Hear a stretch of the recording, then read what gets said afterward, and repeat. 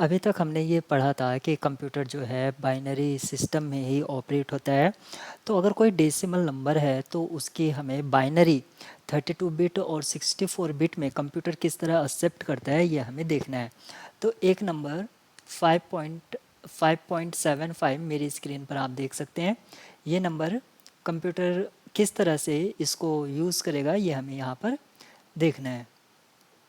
तो सबसे पहले हमारे पास जो नंबर है 5.75, इसमें एक इंटीजर पार्ट है और एक फ्रैक्शनल पार्ट है।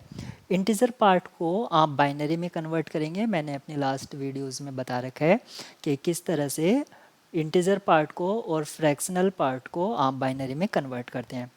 तो इंटीजर पार्ट को बाइनरी में कन्वर्ट करते हैं तो इसके बाइनरी मिलती है 101, और फ्रैक्शनल पार्ट को जब कन्वर्ट करते हैं तो 0.11। यहाँ पर 2 का जो मीनिंग है ये रिप्रेजेंट करता है कि ये बाइनरी रिप्रेजेंटेशन है।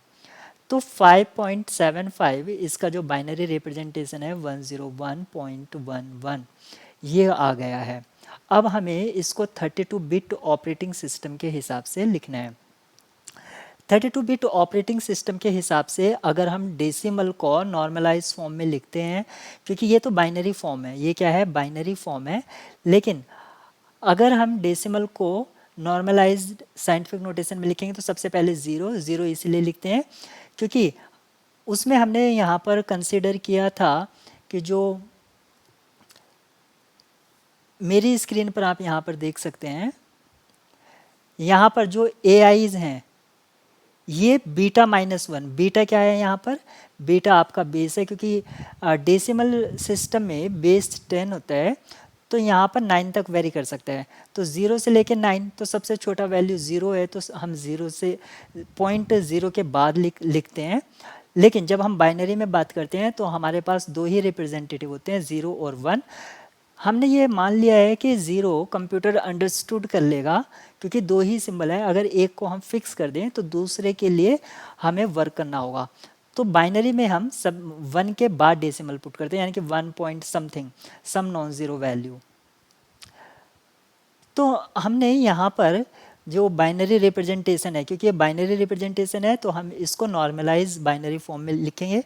डेसिमल को हमें पुश करना होगा 1 पॉइंट समथिंग, यानी कि 1.011 ये हो गया, क्योंकि 2 पोजीशन जंप किया है तो 2⁻², क्योंकि बाइनरी में ही किया है, ये डेसिमल में नहीं करा, अदरवाइज 10⁻² होता।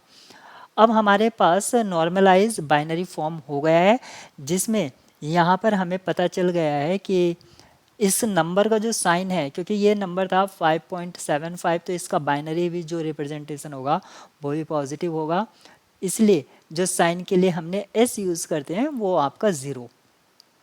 अब हमें एक्सपोनेंट को डिटरमिन करना है। मैंने आपको अपने लास्ट वीडियो में बताया था E = E + 127। यहाँ पर जो E है ये बाइनरी रिप्रेजेंटेशन का जो पावर है, एक्सपोनेंट है वो है।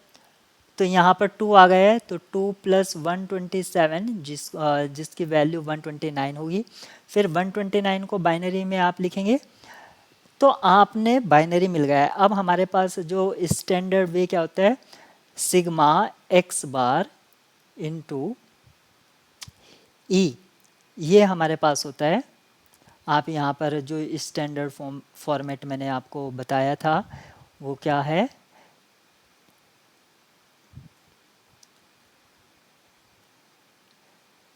आप यहाँ पर देख सकते हैं मेरी स्क्रीन पर, सिग्मा x बार 2⁻E।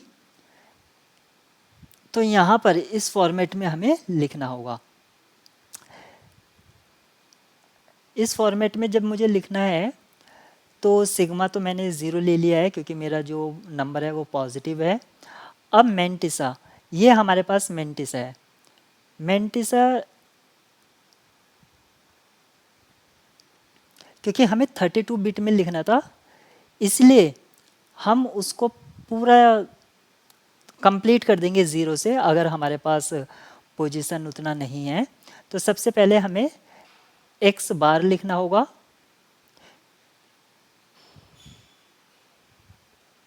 एक बार मुझे फॉर्मेट देख लेता हूँ मैं क्या है। ये सिग्मा है, फिर x बार, ओके, फिर 2 रेज़ टू द पावर ई। तो पहले हमें कैपिटल ई, हाँ कैपिटल ई का यूज़ करना है।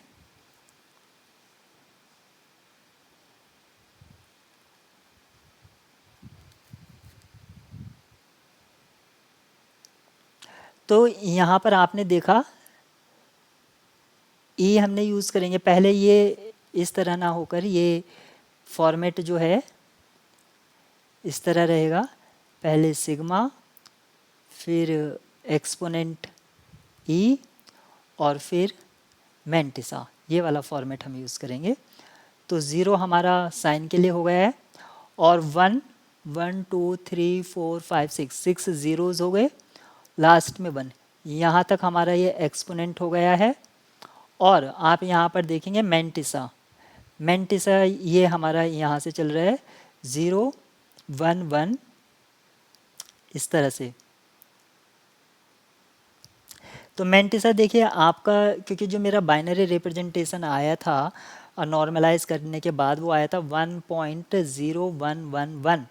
तो 1 को तो हमें लिखने की ज़रूरत नहीं है, हमें लिखना होगा 011 तो 011 हमने लिखा और जो बाकी ये ज़ीरो हैं ये 32 बिट को कंप्लीट करने के लिए हमने यूज़ कर लिए हैं। तो इस तरह से हम किसी भी नंबर को उसके 32 बिट ऑपरेटिंग सिस्टम 32 बिट में लिख पाएंगे।